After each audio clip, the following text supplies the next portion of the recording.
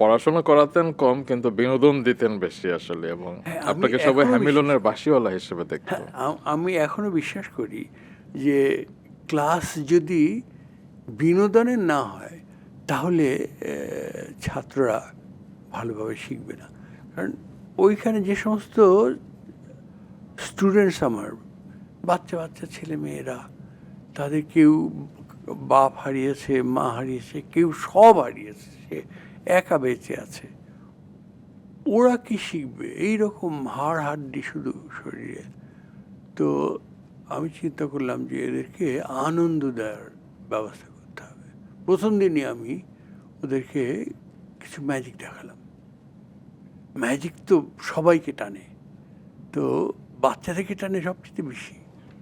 তো আমি বললাম, কালকে আবার ম্যাজিক দেখো, তুই তোমার বন্ধুদেরকে নিয়ে আসবে। পরের দিন দেখি যে দল বেঁধে চলে এসছে। আমি যখন প্রথম গেলাম তখন ওইখানে যারা শিক্ষক ছিলেন বলে, আমাদের ডাকে আসে না ওরা, ডেকে পাই না। তো আপনি তো মিরাকেল ঘটিয়ে দিয়েছেন, বাহ, এখন বাহ। দল বেঁধে চলে আসছে। তো আমি পরের দিন করলাম, এবং ওই ব্ল্যাকবোর্ডটা আমার খুব সাপোর্ট হলো। আমি ওই ব্ল্যাকবোর্ডে ছবি এঁকে এঁকে দেখে বোঝাতাম। তো ওই ছবি আঁকাও কিন্তু ওরা খুব পছন্দ করে।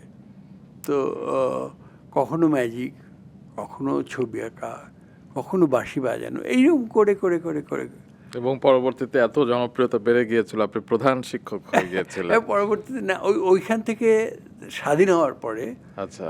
ওই ক্যাম্পেই আমাদের এলাকার কিছু লোক ছিল, তারা আমাকে অফার করলো যে আপনি এত ভালো শিক্ষক ছিলেন, আপনি সমুদ্রকাঠি স্কুলের শিক্ষকতার দায়িত্ব নেন।